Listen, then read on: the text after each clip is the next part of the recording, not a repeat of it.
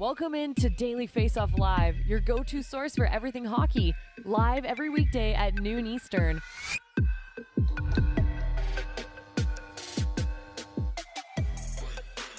It is October 4th, and we are back with Daily Face-Off Live, our second show of the season. Tyler Yaremchuk and Frank Seravalli with you for 30 minutes of straight hockey talk. Things are starting to cook up. Before we get going, though, into our topics, some news today. Scott Perunovich going to be reevaluated in 6 months. Frank, this is a guy who it's a shame he can't stay healthy because the former Hobey Baker finalist, he had a bright future. Yeah, 2020 Hobey Baker winner, actually, and such Winner. a talented guy that dealt with a torn labrum last year, was really unable to play for the bulk of the season, finally had surgery, and then this year seems ready to go, ready to take a big bite off the Blues blue line, and then goes down with an injury in late September, and of course now is out for 6 months. So tough news for Scott Perunovich and the Blues. Yeah, tough news for them. A handful of tough injuries early on throughout the preseason all around the league. But today we're going to be focusing on the Pacific Division. So let's throw 2 minutes and 30 seconds up on the clock and dig into some bold predictions, Frank. And I'm going to let you go first. What do you got? You're the bold predictions master, so I'm excited to hear this. Yeah, it's not quite bold prediction season yet. That's tomorrow on dailyfaceoff.com. I'll have 32 of them. But I'll give you a little sneak preview since we're previewing the Pacific Division today. And my pick is that the Los Angeles Kings will win the Pacific Division. There's been so much talk about the Edmonton Oilers. Are the Calgary Flames better than they were last season when they won the division? Not that many people have been talking about the Kings. And I look at this group, they add a really talented player in Kevin Fiala, an 80-point scorer. They had Drew Doughty coming off of injury, and he was so good before that injury. I'm told that his summer was great. He's ready to get back to that level and hungry to do it. And they were missing Victor Arvidsson. So Victor Arvidsson and Drew Doughty in the playoffs, and they still took the Oilers to 7 games last spring. I think this is a really good team that's only going to continue to get better with some of their young guys continuing to take on bigger roles. And when you have someone like a Quentin Byfield properly slotted at third line center for your team, you've got Kopitar and you've got Danault down the middle. That's the makings of a really good group moving forward. And I think they're ready to take the next step and increase their expectations. Yeah, you mentioned the young upside there, and that's definitely a reason to like the Kings. The only concern I would have there is just the goaltending. Last year, early in the year, Jonathan Quick was lights out. From January on, his save percentage really took a dip. Cal Peterson struggled to get above a 900 save percentage all year, but the rest of that team looks pretty rock solid. For me, Frank, I'm going to stay north of the border, and I'm going to say the Vancouver Canucks make the playoffs. You look at the pace they were on last year when Bruce Boudreau took over. It was remarkable. I mean, they almost got in last year, and I really like what they did over the summer as well. They locked up JT Miller, so boom, that storyline is out of the way, and they got some depth scoring with Andrei Kuzmenko coming over from the KHL and Ilya Mikheyev, a guy that scored 20 goals in 55 games last year. You combine that depth scoring, and then you look at their one weakness, which is probably on the blue line, where they would like to have a little bit more depth. But when you have Thatcher Demko between the pipes, I like to think he could make any blue line look pretty good in front of him, or at least passable. And I have high expectations for Demko this year. So I'm going to say the Canucks squeaking into the playoffs, Frank. Is that bold enough for you? Is that a little too mild? It's mild, but I think it's bold in the sense that I don't think it's going to happen. I have real concerns about the Canucks, and you could say the Canucks and maybe the Calgary Flames are the only two teams in the division that don't have question marks in net. I still think the Edmonton Oilers do with Jack Campbell. He needs to prove something to me this season. Which guy is he? But when you look at the Canucks, their preseason has been really rocky when you consider their best players haven't been good enough, and they haven't gotten a big enough push from guys that should be beating down the door to make their team. Fair enough. Let's talk about who could get in, though. You're saying you don't think the Canucks will find a way to squeak into the postseason. So how many playoff teams are there in this division, in your opinion, Frank? So I've thought long and hard about this, and I was saying before, I thought maybe this would be the year that some of the teams in the Central would take a little bit of a step back, considering that 5 Central teams made it last year. But I've actually reconsidered, and I think there's only 3 again from the Pacific Division. I've got the Kings in the 1 spot, the Oilers in the 2 spot, and the Flames in the 3 spot. And yes, sign us up for another Battle of Alberta in the first round, this time with the Oilers and Flames clashing. I think we'd all take that. And maybe that was the best part of what Brad Treliving did this summer was not only just bringing in those really talented players in Huberdeau and Cadry and go down the list with Uyghur, but he kept the Battle of Alberta alive. And I think that's so significant for hockey fans in Alberta moving forward. We got a taste of that. It was too short last year at 5 games, and we really need it again. So those are the 3 that I'm looking at. We'll talk a little bit about the Vegas Golden Knights coming up. Their goaltending, too big of a question mark for me. I think there's holes in their lineup, and I just don't know if the Canucks have the consistency to get there. I think they're going to be in for a bit of a rocky start. I have 4 getting in for the Pacific Division because I think one of Dallas or Nashville is going to find a way to fall out in the Central Division, and that'll open up a second wildcard spot for someone in the Pacific. I do think it's going to be tight. I got Edmonton at the 1 spot. I got Calgary in the 2 spot. And I really think 3, 4, and 5 in this division is going to be really, really tight between the Golden Knights, the Kings, and the Vancouver Canucks. But ultimately, I'm going with the Kings and the Canucks getting in. And like you said, the Golden Knights getting out. We'll have more on that in just a second. But you look at, kind of how spread out this division was with the bottom half and the Seattle Kraken only being a 60-point team. I think I don't want to call it a mushy middle, but I think things might be more compact this year. Anaheim found a way to have a pretty decent offseason, and if they have a bounce back from a guy like John Gibson, and then, Zegras takes a step forward, Drysdale takes a step forward, combine that with Klingberg and with Strome up front, the Ducks could make a bit of a push here as well and at least keep it close for a little, steal some points throughout the year from those teams at the top, and I think Seattle won't be a pushover either. So I think this division, the point I'm making, it's going to be tighter than it was last year. Yeah, I think that's certainly possible. But you also have to keep in mind when asking this question, what's going on in the Central. And you said that you think one of Yeah. Dallas or Nashville falls out. I agree with you.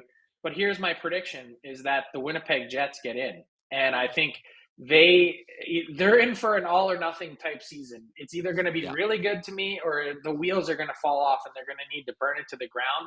I just have a sneaking suspicion after we had Rick Bonus on our podcast, the DFO Rundown, a couple weeks back. He oozed positivity, oozed confidence in a sense that he thinks that this team can turn it around after a really rocky season last year. Speaking of a really rocky season last year, that describes what happened in Vegas with the Golden Knights pretty well. There are, in my opinion, a few reasons to be fairly optimistic about the Golden Knights. They should be healthier. A full season of Jack Eichel potentially could really help them out. Hopefully, Mark Stone has his injury issues kind of put in the past here. But there are also a lot of reasons for me to be really concerned about this Vegas team. I don't like their depth really anywhere in their lineup, on the forward group, on the blue line, especially when they had to make the moves they did over the offseason. And then between the pipes, that's the biggest question mark of all. They're going with Aiden Hill and Logan Thompson to start. And I mean, those 2 guys combined, I don't think have 100 games of NHL experience. So there are plenty of reasons to be concerned with this Golden Knights team as we get a look at things over on Daily Faceoff. Neither of us have them as a playoff team, Frank. But what's your outlook on Vegas heading into this season?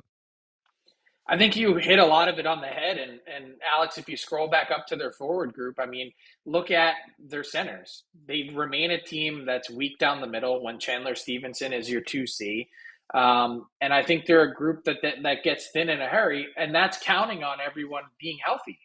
If you start taking pieces out of that lineup and you look at Mark Stone and his significant contributions, he has what I believe is a degenerative back issue. That means it's not going to be getting all that much better. So when you go through the process and you see, sort of how they're handling him in training camp, and, you look forward to this season, like what is an honest, realistic projection for Mark Stone and his number of games played this year? I can't answer that.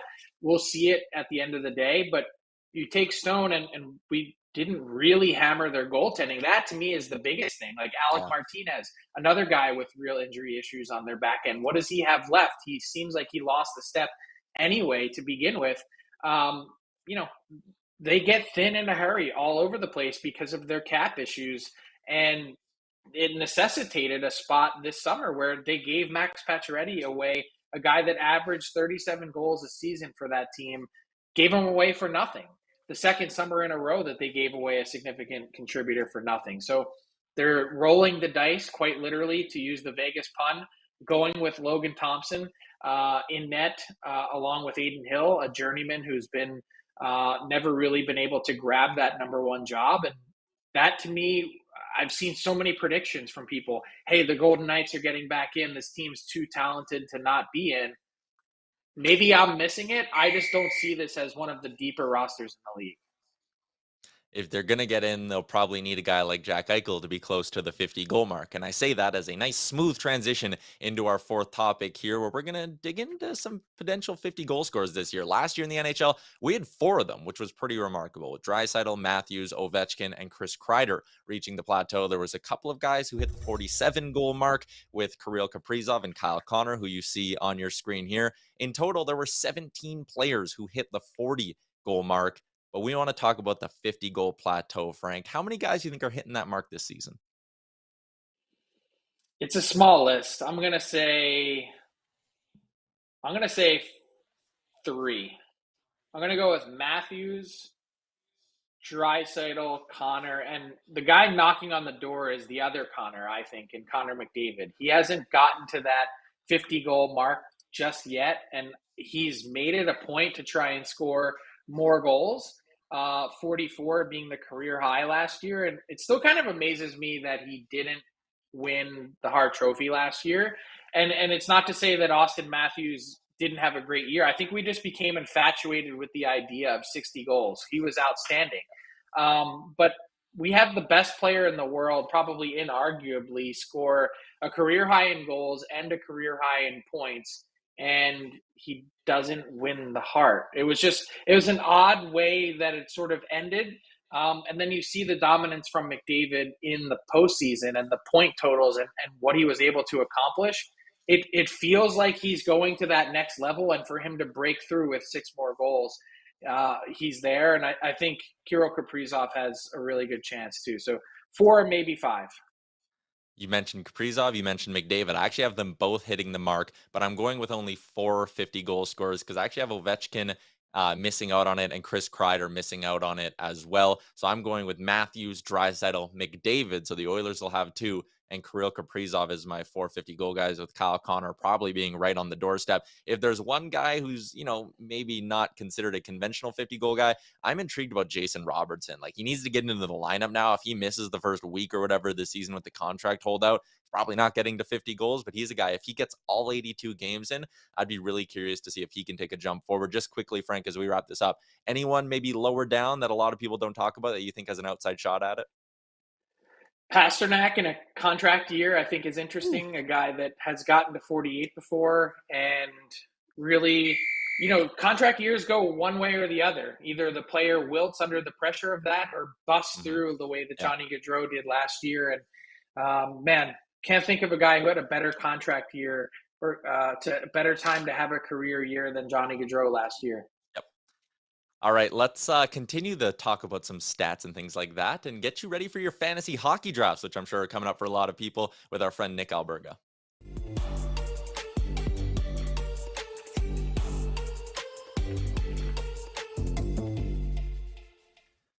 Very excited to welcome in Nick Alberga for his show debut. First time on Daily Faceoff Live. And we're going to talk a little fantasy hockey today, delivered by our friends over at DoorDash.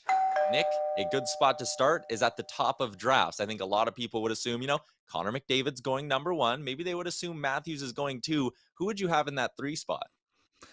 It's interesting, right? Like, it depends, and it's all subjective on lists, right? A lot of people have Leon Draisaitl ahead of Connor McDavid. Some people have Matthews, as you mentioned, at number 2.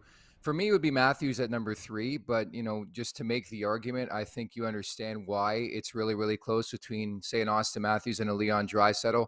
I just think from a category coverage standpoint, there's just a bit more to extract from a guy like Draisaitl, specifically the attachment to Connor McDavid on the power play. So that's probably why I lean more so in the direction of Draisaitl than I do Matthews at number 2. Nick, leagues are won and lost every year on guys that you're able to pick up late in rounds 8, 9, 10. The sleepers, who are some guys that make your list as your favorite sleepers this year? Yeah, it's all about extracting value. You're right on that, Frank. And ultimately, my top guy, I look right to the Detroit Red Wings, who we think are taking the next step this season in the Atlantic Division. I'm looking at Jacob Vrana, of course, as you see on the board right there. In 37 total games now with Detroit, he has 21 goals. You prorate that in 82 games, that's a 47-goal pace. Now, I'm not saying he's going to score at that pace, but still, it's really, really good value when you're getting him in your draft around 110 to 120. So I would look at him. Another guy I would look at, you just talked about Vegas. How about Vegas, former Vegas Golden Knight, Alex Tuck, now with the Buffalo Sabres, potentially? Could he be the new captain of the team? We'll find out on that front. But I think there's a lot of value for a guy like Tuck playing in that top six. In 50 total games last year with Buffalo, he had 38 points, 12 goals. You prorate that over 82, it's around a 60-point pace. So I think obviously there's a lot of value in him. And the last guy you see on your screen is Tyler Toffoli. You talk about plum assignments. He's going to get the opportunity to play in that top line with the Calgary Flames. Knows Daryl Sutter really, really well. So Toffoli's a guy I would really, really circle because I like his value at that position. Kind of similar question here for me, but who are some players that maybe fantasy owners should be looking at, who were disappointing last year but could bounce back? Like, I think back to last year, guys like Duchesne, Johansson, even a Vlad Tarasenko didn't have very high stock heading into the draft, but they were lights out all season. Who are some potential bounce back candidates in your opinion? Yeah, exactly. Like the drafts are all about extracting value. And when you can hit in a bounce back candidate, you have to be all over it. And it puts your position and your roster in a really, really good shape to go far. I like what Frank said earlier about the Winnipeg Jets. I'm all over the Jets this season. I have Rick Bowness to win my Jack Adams trophy. I feel that highly about them. I think they're going to make the Stanley Cup playoffs. And where I'm going with this is Connor Hellebuck and a bounce back season in between the pipes for him with the Winnipeg Jets. It's easy to forget. He's just 2 years removed from winning the Vezina Trophy. So I expect that. A couple other guys I would look at on the back end, staying consistent with the trade conversation. Frank, Jacob Chikrin is a guy who clearly wants out of Arizona. I think will play his very best to get out of that market and land elsewhere. And I think when he does, I think he's going to land some significant fantasy value. So I would look at him and also Dougie Hamilton, who I've been all over in my draft so far here in this fantasy season. I just think there's a lot of value with this player. He had 7 goals, 20 points in his first 30 games last year before he breaks his jaw, before he hurts his toe. So players like that who are coming off mega contracts, usually in their first year, that struggle, I think they're prime candidates for bounce back seasons. Just quickly, because we have a couple extra minutes here, Nick. We're Yeah. about to dig into the Calder Trophy in our inbox question. Who are some rookies who you're eyeing up from a fantasy perspective this year? So if you want to handicap things, I think Matty Beniers is the guy to beat. I know there's been a lot of conversation about Mason McTavish, but you look at the body of work so far of Beniers. I know I'm not sure if you guys caught the goal last night. Like this guy's elite, elite, elite already. He's going to center that top line. I'm not crazy about playing with Donato and Bjorkstrand, but again, I don't put too much stock into training camp lines. I think once the season starts, we'll see a bit more in terms of what Dave Haxtell and company are thinking about there in Seattle. So Beniers would be my front runner in fantasy. I think he should be the first rookie drafted off the board. I'm taking nothing away from some of the defensemen, guys like Power and Jake Sanderson to an extent. Cale Addison is a big time sleeper with the Minnesota Wild, especially if he continues to run that first power play unit. And other looks I would give Mason McTavish, although right now he's playing on the third line at PP2. And as Frank mentioned earlier on, Logan Thompson, he's a bit longer in the tooth. Of course, took him longer to be a perennial guy in this league, but he's going to be the number one for the Vegas Golden Knights. I still have questions, but I think if you're looking for starts, I think you look there with Logan Thompson. Nick, when you look at the goaltending, real quick before you go, you mentioned it's such a difficult position to predict.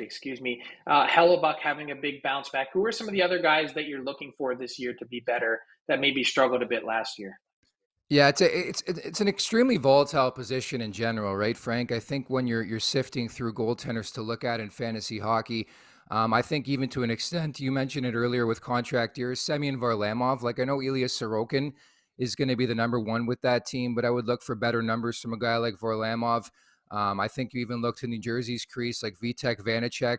Even to an extent in Toronto, I think you can find a lot of value in Matt Murray and Ilya Samsonov. Just doing a couple of my drafts early on, it seems like people are scared beyond belief to even go near Toronto's net mining, where there's some people who think Toronto's going to miss completely. There's some who think Toronto's not going to skip a beat. So I think you have to think along those lines because you're going to have your guys atop the list, Jacob Markstrom, Vasilevsky, Shesterkin, Sorokin, Saros. Like there's guys who are legit. And then there are guys that were maybe looking to take that next step or bounce back off disappointing seasons. But long story short, I think you'll be able to find a lot of value in your crease if you're patient in your draft. Nick, appreciate the insight as always. This segment delivered by our friends at DoorDash, where you can use the promo code GameDay25 to get 25% off and no delivery fees on your first order. Nick's going to be handling a lot of Leafs content, a lot of fantasy hockey content. So we look forward to chatting with you throughout the year, man. A little foreshadowing potentially for tomorrow. You never know. Take care, guys.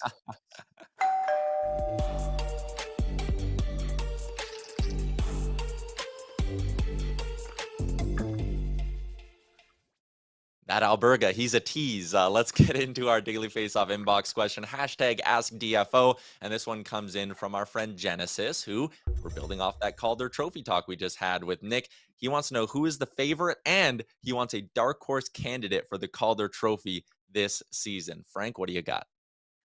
Well, I think Nick smashed it in his description for Matty Beniers, saying he's the guy to beat. I think that's absolutely the case when you look at his production, albeit on a limited sample size. Steps into the NHL last spring and doesn't miss a beat. He 9 points in 10 games and really seemed to fit in quite nicely with the Kraken. Now they're going to be asking him to do a lot. I wonder if at some point he hits the rookie wall, and that's certainly possible. But one guy that I have my eye on is from the Minnesota Wild. We've talked about their salary cap a lot this past summer and how they need players that are on entry-level deals to be contributing in meaningful ways. And when I look at Marco Rossi and the season that he had last year in the AHL, putting up 53 points in 63 games, he was productive, he was consistent, and there are high expectations for Marco Rossi. So if you're looking for a dark horse, he's a guy way further down the list that you might be able to get good odds on. And when you look at Matt Boldy and some of the other guys that have stepped into Minnesota's lineup, they've supported those guys really well. And so Marco Rossi, you see him here in the fourth line spot. I wouldn't be surprised at all to see him sliding up the lineup in various points, potentially also getting some time on the wing. So Rossi is a guy I have my eye on, and a real dark horse, a sleeper pick would be Thomas Bordeleau from the San Jose Sharks. He's another guy that, for whatever reason, was like the forgotten guy at Michigan, the guy that no one seemed to pay a lot of attention to yet. A really talented player that could put up some points if given opportunity in San Jose. I love Beniers. I think you can get him at around plus 550 on the betting markets right now as one of the favorites. I think Mason McTavish and Owen Power in that group of them as well. I love the Rossi pick as well. He's 12-1. Another guy just to be a little different. I'm looking at players who can maybe build their way into skill roles throughout the season, who maybe aren't playing there right now in the preseason. Kent Johnson in Columbus. I mean, I wonder about him. If he can find his way onto a line with Gaudreau or Line, and if he's on that power play one, which could be deadly this year with Werenski quarterbacking it in Columbus, Kent Johnson could rack up the points as well. Yeah, Johnson's a great pick. He was on my list. Such a talented player. Like he oozes skill and creativity. Yeah. And to put him with guys like Gaudreau, Jake Voracek is an unbelievable playmaker. He just feeds guys left and right for points. Patrick Line with the shot. Get him in combination with those guys, and you could see something really dangerous.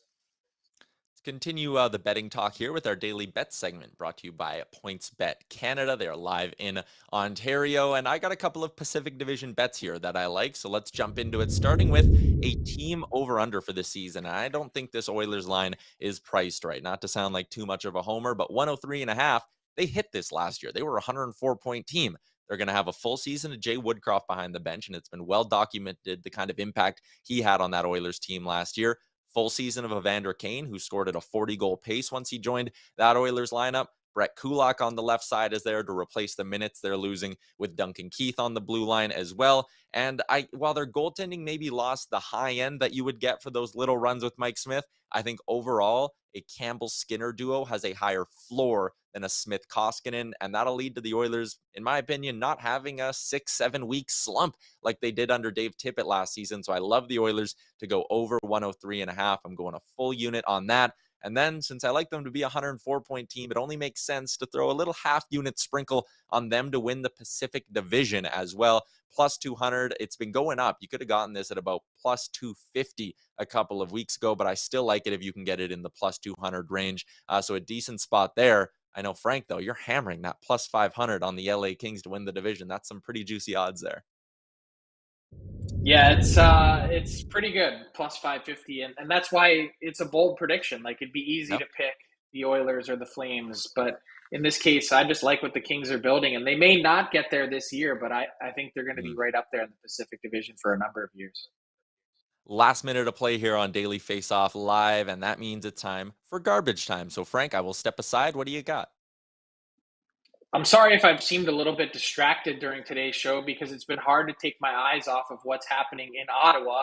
With parliamentary hearings today, they have continued with Hockey Canada and the Canadian Heritage Committee. It's been basically appointment television to watch Hockey Canada squirm after they were found to be on Monday yet again not quite transparent in terms of a second fund that's existed and has been set aside with millions of dollars for more than 2 decades to pay off sexual assault cases. Now, yes, the fund hasn't been used, but watching Hockey Canada explain their decision-making process, as you can take a live look at it, it's been kind of amazing to see. They keep saying the same things over and over and over again as their board chair, Andrea Skinner, has addressed the Canadian Heritage Committee. She might as well have a PhD because all she's doing is piling it higher and deeper for Hockey Canada. It seems like they're never going to get out of this mess. We've been waiting for them to clean house for months upon end, and it doesn't seem to be coming. They are relentless, and to hear and see a brief view into their thought process through minutes that were released, to see them say in their private board meetings that they need to change the communication instead of being in the neutral zone. They need to be on the offensive and need to make this story positive, that they were victim-centered and that's the reason why they decided to pay this woman who was treated so horribly by the 2018 World Junior team at a celebration in 2019 in London, Ontario. I just throw my arms up because, I'd like to see more action, and all Hockey Canada does is talk, Tyler. Yeah, very well said, Frank. The system seems broken, and to quote what a bunch of people have been saying on Twitter, just burn it to the ground. Get everyone out of there, clean house, and start over. I think that would be the best way for Hockey Canada to move forward, but that's clearly not the path they're taking. We are out of time, so that's going to do it for today's edition of Daily Faceoff Live. For Frank Seravalli, Nick Alberga, who was fantastic in his show debut, and our technical producer, Alex Allard, we look forward to chatting with you again tomorrow. Thanks for tuning in to Daily Faceoff Live. Make sure you hit the subscribe button to never miss an episode.